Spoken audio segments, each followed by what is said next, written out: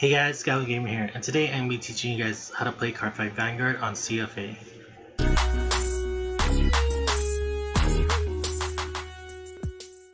Alright guys, so when you're starting off Vanguard, you'll have a 50 card deck, no more, no less, and within this deck you'll have grades 0s to 3s. So when you're starting off the game, you'll have a grade 0 starting Vanguard. It will be a normal unit within the deck. So basically, units, there'll be two types of units within a deck. One will be normal units, and the other units will be trigger units. So, as the word implies, trigger units are just triggers.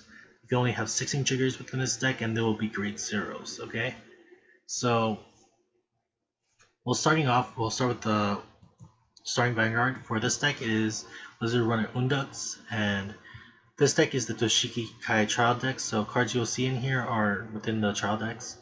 So, starting off, I'll be talking about the icons on the card and what they mean. So, for the first icon here, we see the number 0. It's just an indicator to tell you what grade this card is. The next icon here you see is a boosting icon. So, this icon changes depending on the grade of the unit. So, this icon just indicates that this unit is able to boost. So units that are boosting will go into the back row, and there are times when a grade 2 or grade 3 can boost, but that is just by the skill. So I'm just letting you guys know. So for the next icon here we see is the defense. So this is just for guarding. You can guard from your hand, or you can guard by intercepting from the front row, unless you have a skill that allows you to intercept from the back row, kind of thing. Alright, so when you guard, you have to guard more than your unit's attacking, because attack goes through when the attack is equal or greater than your opponent's attacking Vanguard, or attacked Vanguard or something. Okay, so basically when you attack, if this is 6,000, if your opponent's unit is 7,000, the attack wouldn't go through. That's just what I mean. It's just an example. It's just like, basically, the attack will go through if the attacks are equal to or greater than. So you would, when you declare an attack, the opponent would be able to put down a card here that would be able to guard to increase the opponent's attack, basically. So guard numbers go into the opponent's attack numbers. Okay. So that is pretty much the basics for defensives. Going on, we see the skill. This is a auto ability icon. So there are two abilities within this game, and those auto ability and there's act ability. So for those, autos can be activated when the conditions are met. So that is between any time from ride phase or stand and draw phase to all the way to the end phase, kind of thing. As long as the conditions are met for those time moments, then they're good to go. And act abilities are abilities when their conditions are met, but it can only be activated during the main phase. Okay, so that is just the difference. Autos happen automatically when during any time when the skills requirements are met and stuff. So act abilities just, you can activate them during the main phase only. Going on, we see there's a purple icon here. This just indicates it's a normal unit. This would be changed to gold to indicate this would be a trigger unit. If this whole thing was a trigger, that's what it's just indicating. This is the power, and this just states the crit. This is stating the race, and this is stating the type, and this is stating the race. So basically this is a Kagro, so it says Kagro here. This is stating race, and this is just the fuck. Okay, so that is pretty much the basics for everything on the card. So we're going to be going on to triggers. So for triggers, you can have different variations of what triggers you want for your trigger lineup. So the only limitations you have are on heal triggers. So for heal triggers, you can only have 4 of them in your deck. So just keep that in mind. You can have 4 or less, but not 4. 5 or more in here. And with the deck, you can only have 4 copies of one card, and yeah, so just keep that in mind, guys. You can only have 4 copies of one card within a deck. So that is just limitations for heal triggers and stuff. Everything else, just make sure you have 4 copies. If you want to run all draw triggers, you have to have 4 copies of one card. That is the max, and you can swap it in for other draw triggers and stuff. So there's times people put all crits as well, so it's up to you guys how you want to do your lineups. Just make sure that you only have 4 copies of one card. That is just the max. Sorry if it's getting confusing. Alright, so going on, we have a crit trigger. So for a crit trigger, we have here is going to be the crit icon, so you guys can see, and plus 10k. And also I should state that heal triggers have this icon and plus 10k, and draw triggers. Okay, so unfortunately I don't have the front trigger, so I can't really talk about that right now, but hopefully I put up an image so you guys can see what I'm talking about, kind of thing.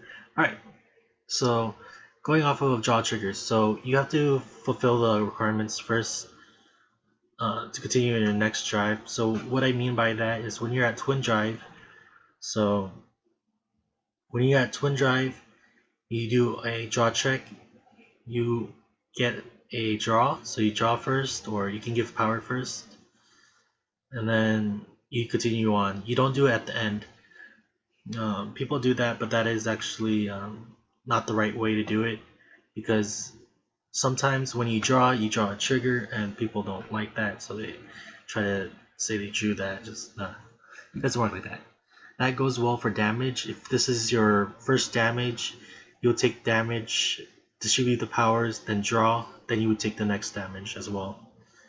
Okay, so for heal triggers, you may heal when you are equal to or greater than your opponent's damage. So if they're at no damage and you take a damage, you can't heal. So just letting you guys know that. Next is critical triggers. So for critical trigger, during turn your attack, you can give the crit and power to any unit, one unit you want. So one unit can get attack and one unit can get crit, or the same unit can get them. So just remember during your damage step though, basically if you're taking damage and you get a crit trigger, it becomes nulled, because since you're not attacking, the crit becomes useless. So the only thing good about that is the power. So just letting you guys know from that.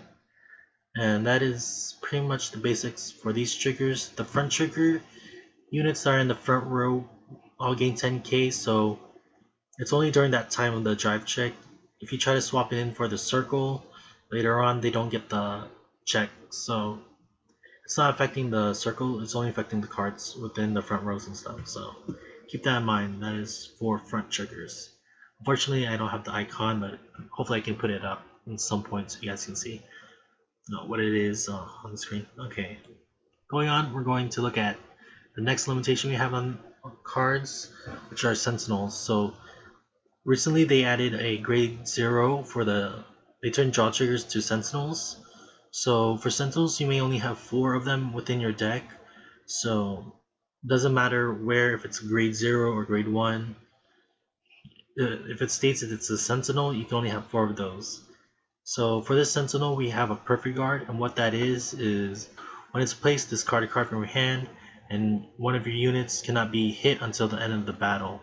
So that is why it's called Perfect Guard, because your unit cannot be hit no matter what, unless it's the effect. And there's a card back in the day, in G era, where after a battle you can inflict damage, but that's only skill effect damage. So moving on, we have here are the other grade 1s and grade 2s. Okay, so moving on to grade 2s, as you guys can see, it's a little different than the other cards from grade 1s and grade 0s, because grade 2s have intercept. So what intercept is when your unit's in the front row on the left or right rear guard circle, and they have this icon, they can intercept to the guardian circle.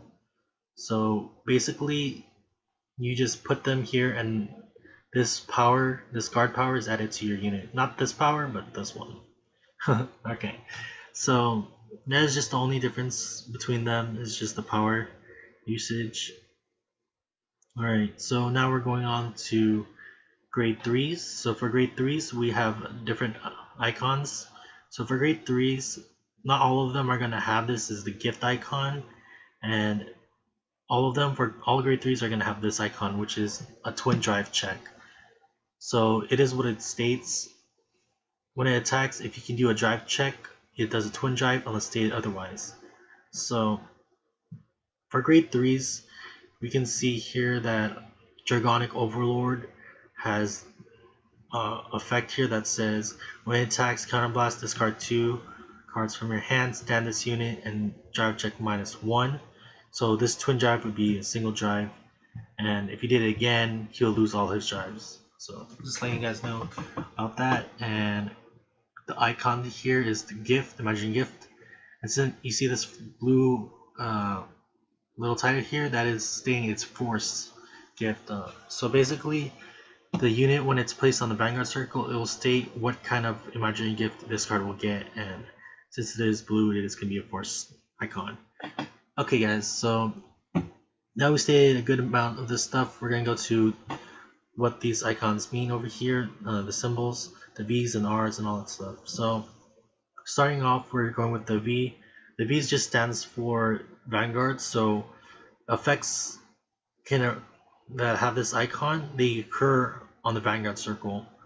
So as you guys can see, there's different effects. There's the R and then there's the V, and he has both. So when he's either on the Vanguard or rear guard, he can still activate his act effect either way.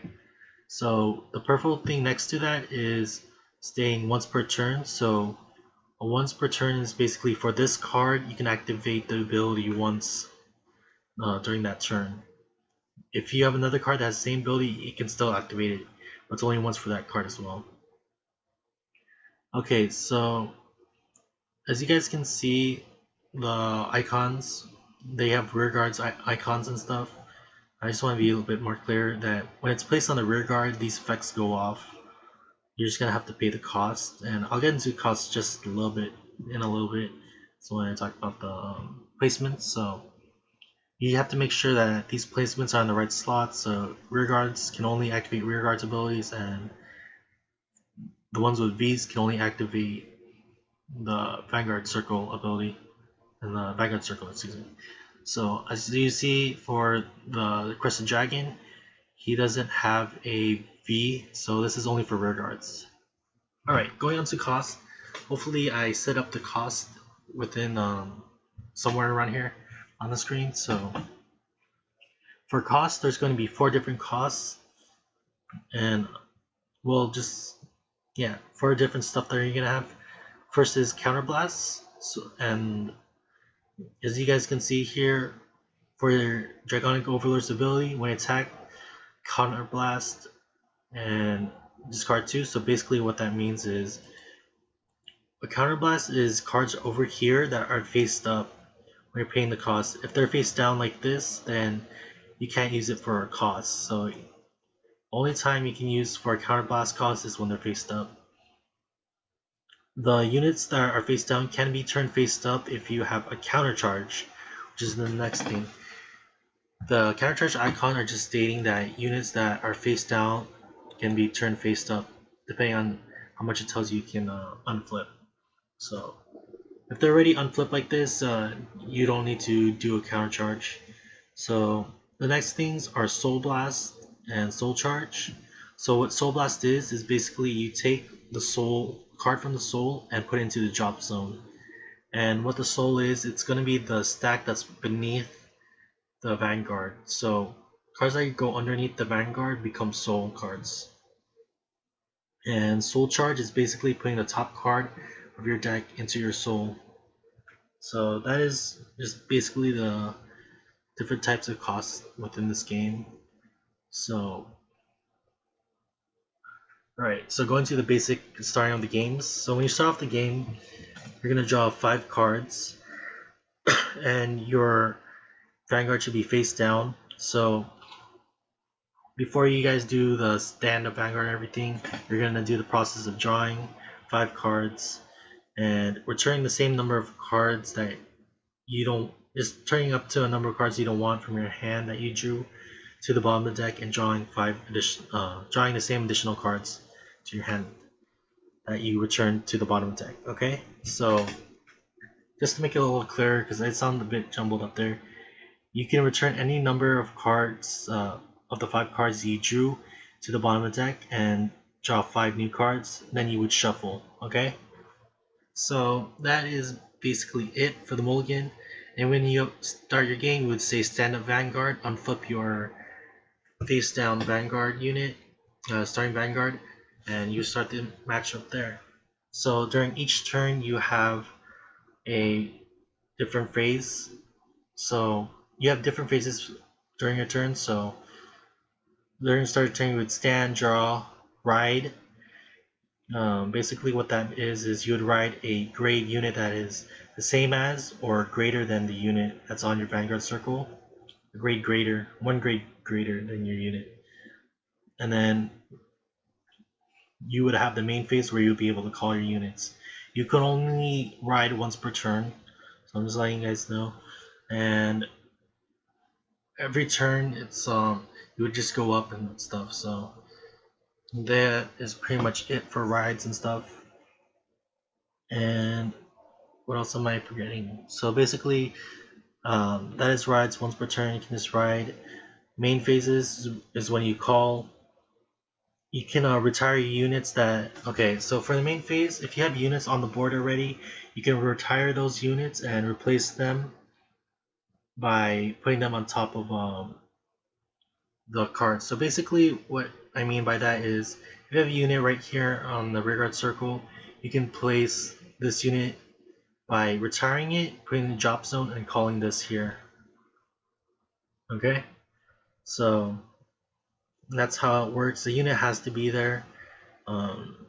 If a unit is called, it cannot swap its slots. You must wait a turn before you do the swapping of cards from up and down. You cannot do across the board. All units must be either up, swapped up or down. So that is pretty much it for that, you guys. So I don't believe I'm forgetting anything. So drive checks. What are drive checks? Is basically when you declare an attack, you do a drive check. So you do your drive check first, and it's a critical trigger. You give power to whatever you want. So you can put whatever units you want here, and you can give the critical to whoever you want. That's what, as well. You do not, if you put it in the back row, the unit in front does not gain it. Just letting you guys know, you must give it to a unit in front for it to be effective.